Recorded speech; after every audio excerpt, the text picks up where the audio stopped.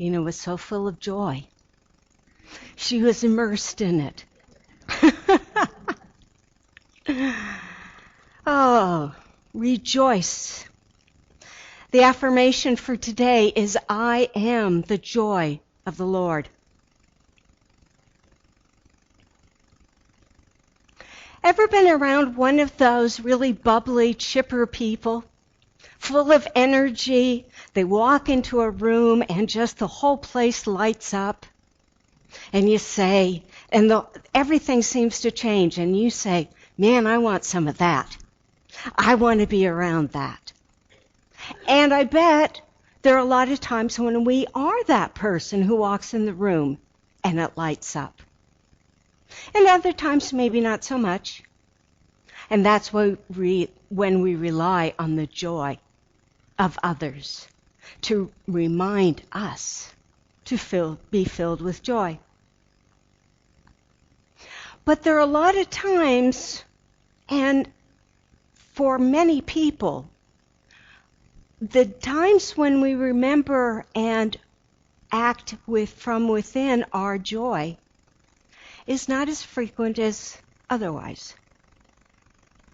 And so when somebody comes in joy-filled, a lot of times you say, why that person and not me? This person does it so easily. What about me? Well, let's take a look at what joy is. Now, joy is not something that we normally refer to as one of the powers. We're used to seeing the 12 powers. But as I'm sure you've already know, that those powers, the 12 powers, are just some large categories of power. There are all sorts of mini aspects of that, and joy is one of them. And joy comes forth from the power of zeal. That opportunity to really bring forth that energy, that God energy. When we look in the revealing word, we see that zeal is defined as the mighty force that incites the winds, the tides, the storms. It urges the planet on its course and spurs the ant to greater exertion. You're going to look at ants a little bit differently, aren't you? Yeah? See those ants going forth, carrying leaves that are at least 3 times larger than they are. It is that energy. So when that person that is joy-filled walks in the room, you can see the energy that is coming forth to actually bring to fruition those things that we desire to create. Zeal is also defined as the affirmative impulse of existence. Its command is go forward, moving forward, the energy to take whatever the inertia might be and move through it and past it into those higher aspects, maybe just of our being, maybe of some activity, moving forward. And this last one that's in the revealing word. Hitch your I am to the star of Christ, and infinite joy will follow as night the day. Hitch your I am to that star. The star of Bethlehem. The star that shines so brightly this holiday season.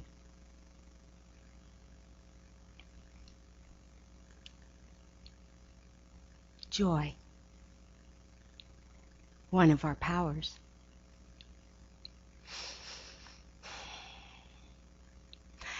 Now, I was actually here 2 years ago talking about joy. And I looked back at that to see what I had said, to see if it might be something I want to expand on.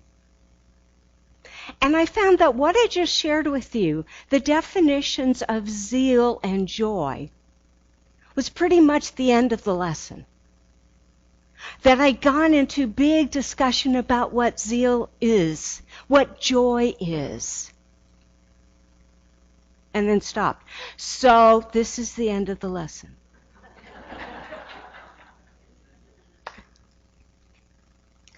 Well, clearly you were going to want more today, especially coming in from this rainy day. And the topic of joy was just a little hazy to me. Wasn't really sure what direction to go. And when Debbie wants me, in advance, of course, to give her the title of the message and the affirmation, I'm working through that. And the affirmation that just keeps sticking in my mind is, I am the joy of the world.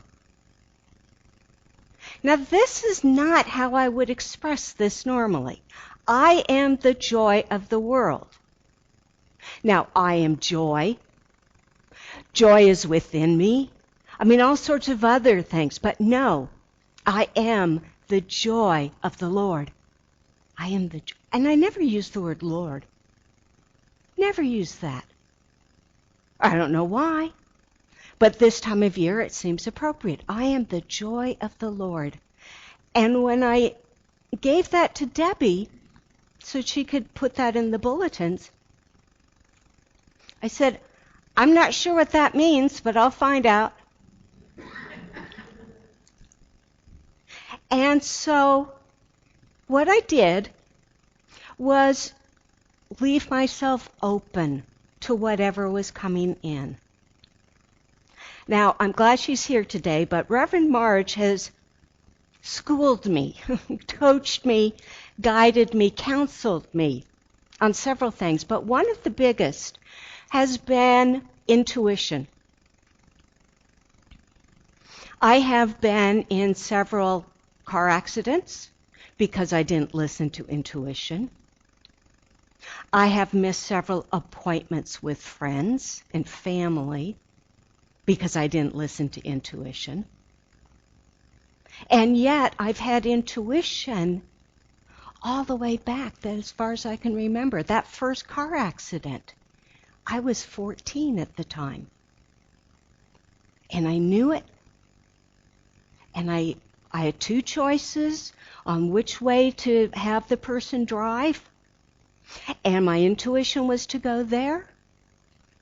And the logic in my head said, well, why are we going there? It's faster to go this way. And so I let logic guide. 2 blocks later, there we go. Nobody was injured, but it just goes to show. So one of the things that Marge told me was to listen to intuition, no matter how it comes, no matter how small, so that we build up the practice, the skill of listening to intuition and following through with it. So I've been doing that. And sometimes it's just as easy as I open a cabinet door in my kitchen, pull something out, start to walk away, and think somebody's going to bang their head in that door. I better close it, so I go back. One thing that really made me chuckle was I was coming home and I dropped off some stuff. I was going to go pick up my mail, which is, in a box about 100 feet away, not very far. And I had my keys, which I needed, and my phone. And I'm going, why am I taking my phone? And I don't need this, so I put it down. So I go to the mailbox, pick up the mail, I turn around, and I see a for sale sign. It's a little townhome community, and I couldn't figure out which townhome it was, so I walked over there and discovered that the home that was on sale belonged to someone who has not fully manifested the homeowners association dues. So I thought, I need to call this realtor. I'll call them right now. Oh, I left my phone back there. So I had to go back. And I laughed all the way, thinking of Marge. Had I taken the phone? Now, see, that's a silly little thing. But it's doing those little things, opening ourselves up, that gives us the skill and the awareness to go forward with it so we don't miss the big things. So I relied on my intuition and just said, well, I'm going to find out the meaning of all of this. Some way, somehow, it's going to come. And it came. I went in to put a new set of tires on my car, which gave me great joy. It's they had tread, but they were old. And it turns out when you have an older car, a more mature car, that's small, that companies are no longer making tires to fit. So it's been a little thing for me to find the right tires. Anyway, so I come in and I have my tablet with me, and I thought, well, I'm going to work on this message. So I come in, and I've not been here before, and I'm expecting, a nice little waiting area. Well, it was, I'm going to say, not even as big as our bookstore. And that was their whole place. That was their whole office. So they had their office with the counter, with the computers, with their files. And then they also sold things like soda pop. And so they had a refrigerator full of those and racks full of candy and a place for coffee and 3 little chairs. And a person was in one of them. So I'm looking around going, okay, this isn't the best environment or the one I imagined, but we're going to go with this, right? So I settle in, and I turn on the tablet, and I turn on the tablet, and I turn on the tablet, and obviously it's not coming on. Sometimes it goes into semi-permanent sleep mode, which literally that's what the techies called it. So I always have the charging cord with me because it only wakes up with that. So I'm looking, well, I'll just plug this in, no problem. Outlet. I'm looking around. There's an outlet on the other side of the room, right next to the door where people go in and out where the bays are. So, you got the workmen going there, right next to a stand full of candy. And in this little wall space is the outlet. I'm going, well, okay. It's opening up to something, I don't know what.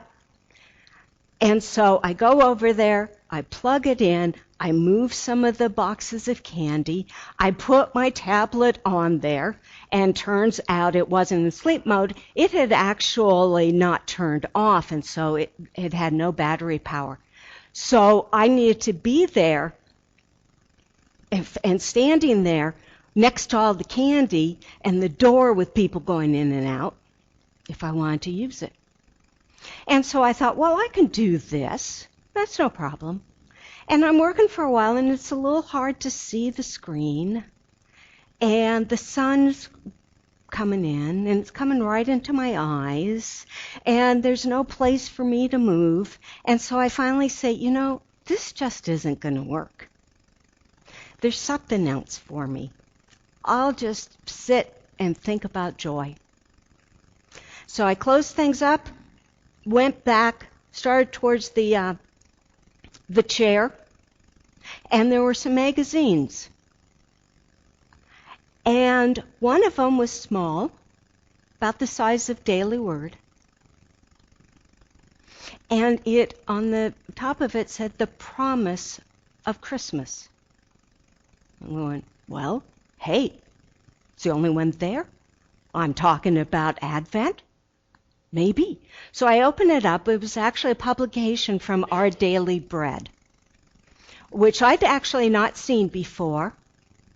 Quite a bit more traditional Christianity than we are. But I started to read it.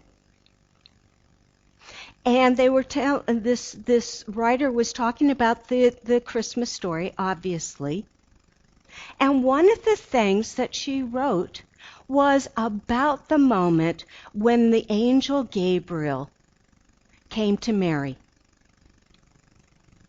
and said, "Do not be afraid, Mary, for you have found favor with God, and now you will conceive in your womb and bear a son, and you will name him Jesus." Now, if you need a little brush up on the Christmas story, Mary is a very young girl. In those days, very, very young teenager, preteen. And she is not married. She doesn't have a boyfriend or an intended. She has not been with a man. And here this angel is coming and saying, "You're going to be pregnant and give birth to this baby who's going to grow up and be one of the greatest people that's ever lived on the planet." Now, I don't know about you, but if that had been told to me, I would have said a few choice words and said, "No, it isn't. Not going to happen here. No way, no how." But that's not how Mary responded. Instead, she said, "How can this be, since I am a virgin?" How can this be? She didn't say no. She didn't refute that concept. She asked how. How could this happen? And I think that's an important lesson for us. To look at joy, and in the moments when we're not feeling it, to say, how can we bring it forth? But there was another big message for me in finding this little pamphlet entitled "The Promise of Christmas." And that was the word promise. I don't know why that word stuck in my mind and heart, but it just went here the minute I saw it. The promise. And I'm thinking, well, God gives us the promise that our true nature is joy. And when I wrote this, I thought, well, again, God promises joy. God knows His joy. That, I could come up with, but God gives us the promise that our true nature is joy. It's always there. And then I found words from Dwight Moody, who is what many people see as the father of evangelism in the 19th century. And he says, God never made a promise that was too good to be true. If it's too good to be true, it probably is. We know that line. But God never makes a promise that is too good to be true. And again, that word promise really hit home. Now, when I started out, I started talking about the power of joy, the power of zeal. And now I'm talking about promise. And promise in that moment, and to today, I'm more receptive to that. than knowing I have power. Power, and don't get me wrong, power is a great word, but in this moment, while I'm talking about joy, which is sometimes not an easy thing for me to bring up when I'm in those moods. But the word power feels a little detached, right? It's sort of like, here's the power, and you can withdraw from your inner bank, much as you would withdraw that $20 from the ATM.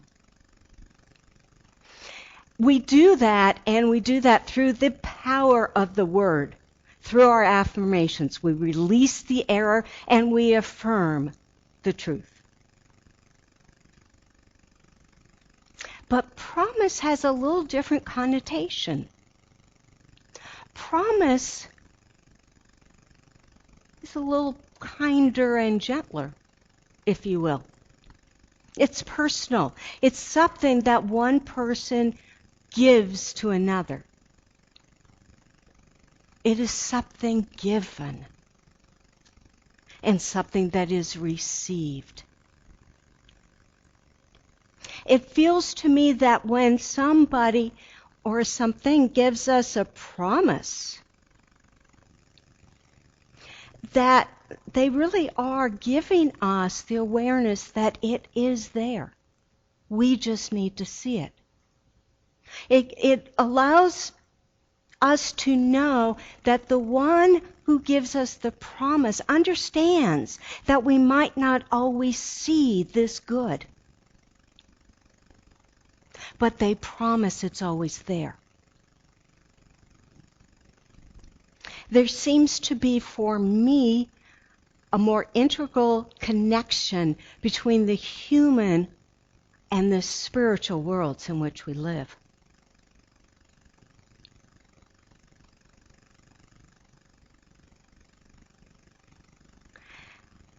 So we have this promise. God gives us the promise. Now, not turning God into a person here, but we all have a personal relationship with God. And it's in that personal relationship that we see God as a giver.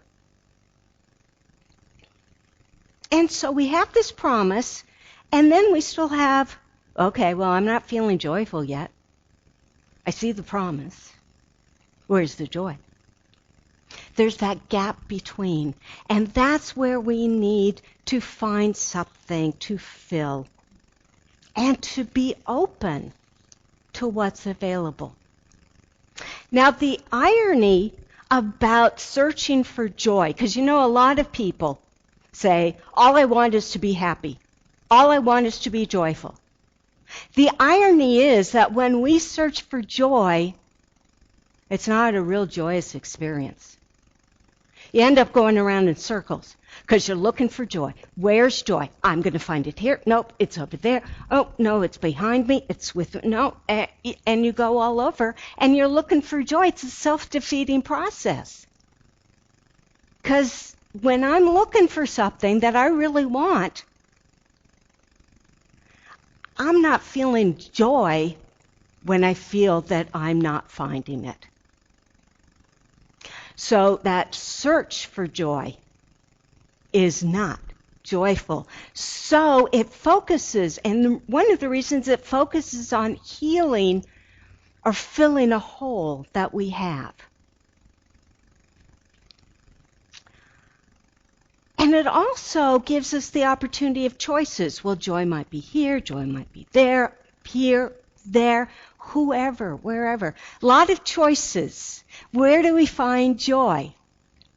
That puts us in the situation of having to make a decision about where to look first, and then where to look second, and third and fourth.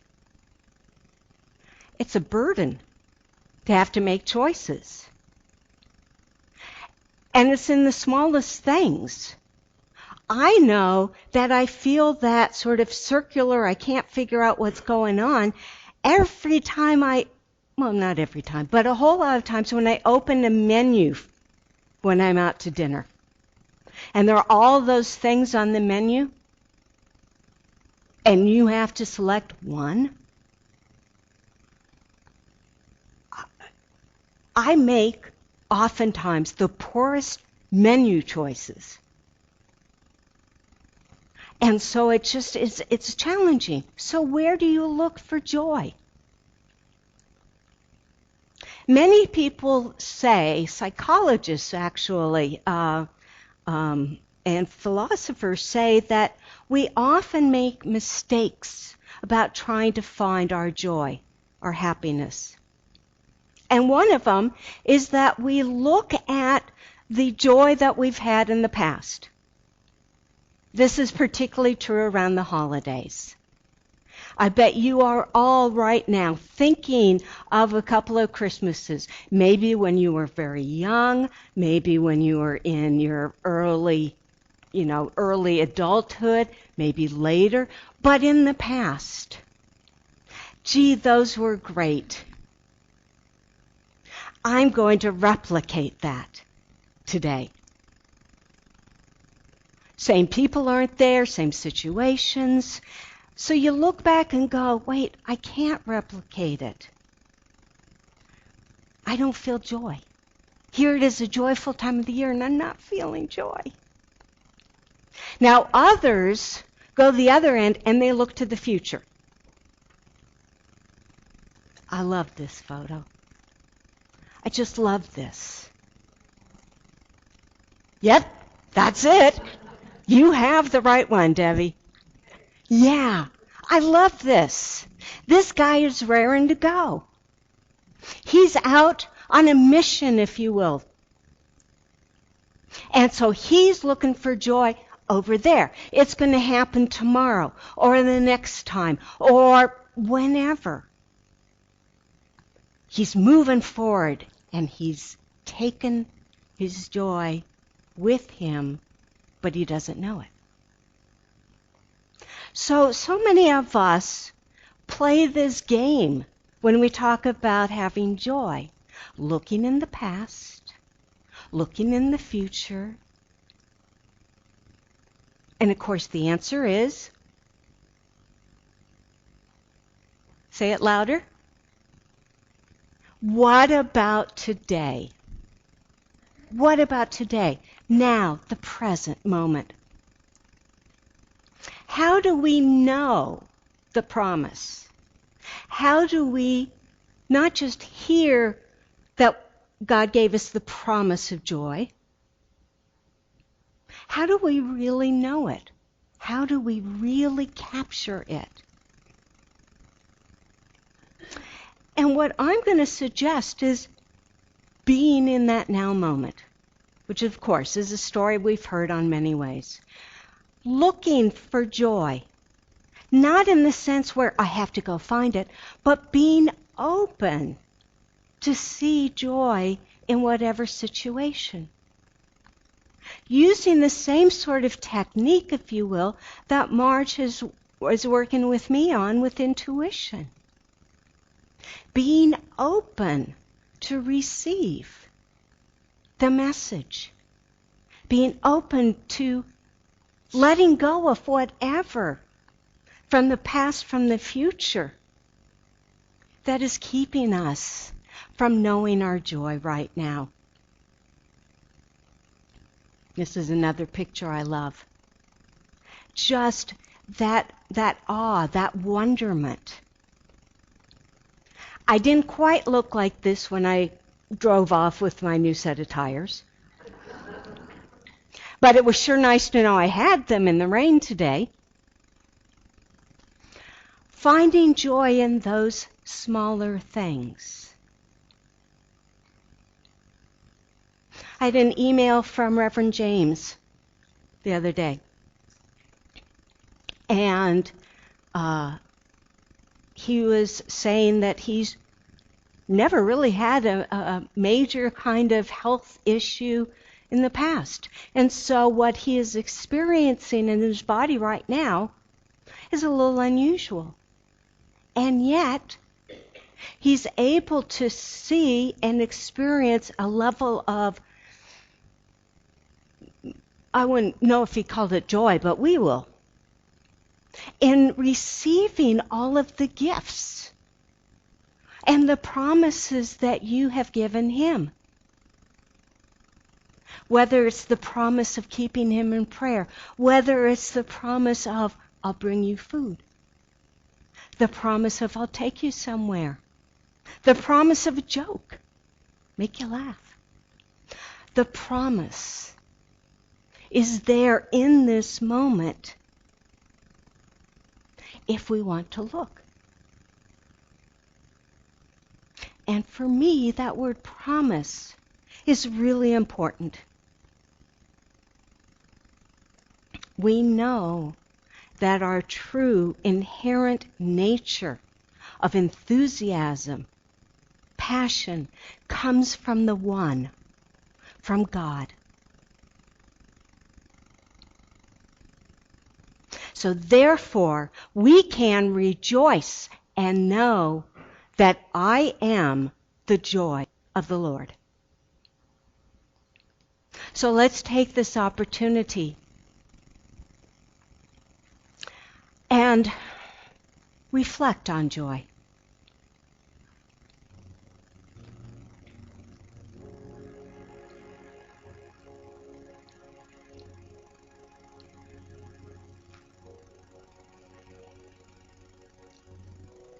Allow yourself to be comfortable right where you are.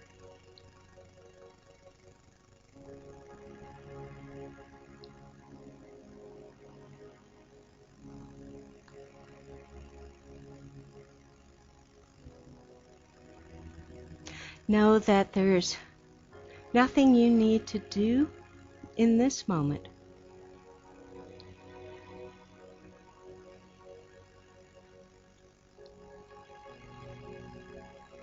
You don't even need to hold yourself on that chair or hold your feet on the ground. So let your body relax as your mind relaxes.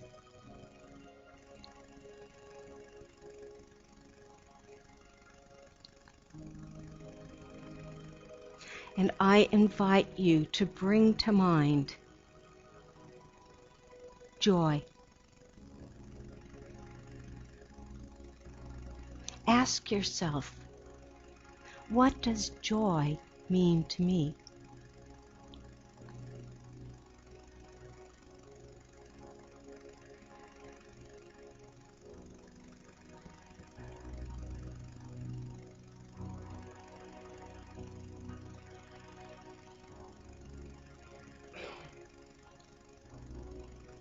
Think how you feel, how your body feels. What things you do, maybe it's jumping in the air or just big smile on your face. When you are joy-filled, how do you know?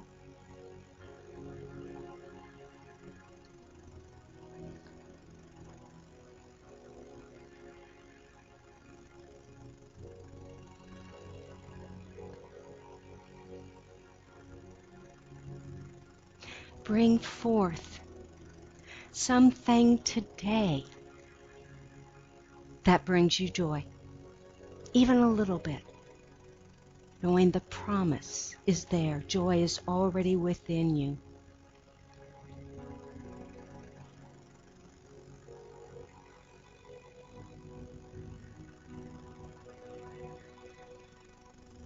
Maybe it's the joy of getting out of bed at the time that you meant to and not rolling over and going back to sleep. Maybe it's joy in selecting what you want to wear. Maybe it's joy of a pet or a friend or family member who you've called and talked with.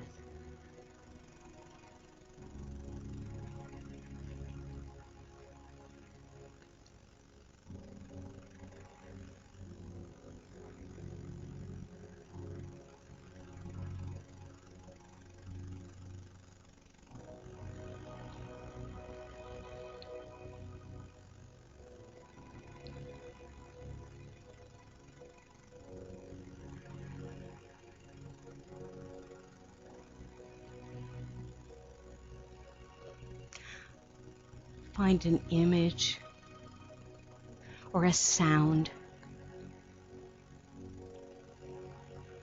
that is joy. And let's spend the next few moments focusing on that.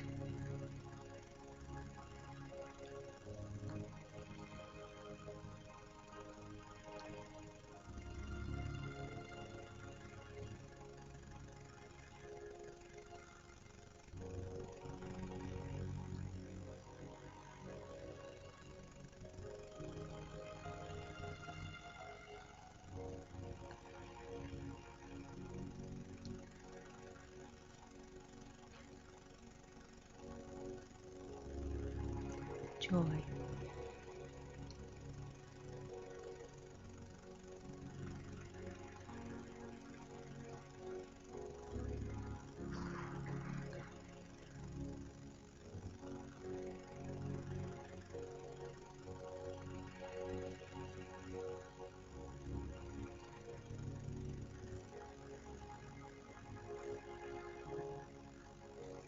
Joy.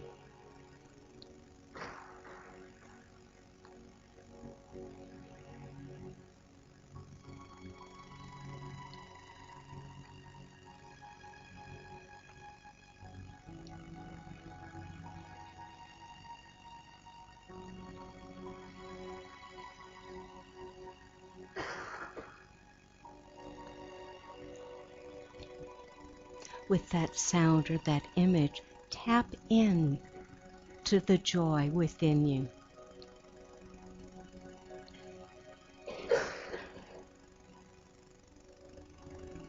Know and experience that joy.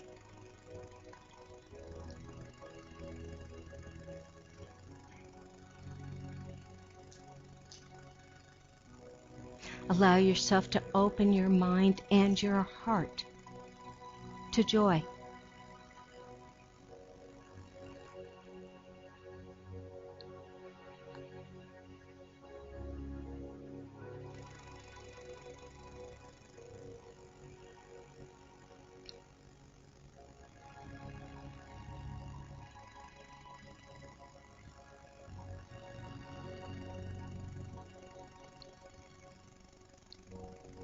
And as we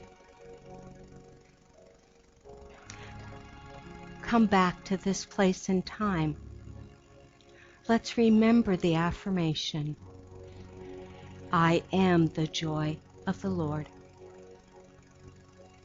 I am the joy of the Lord.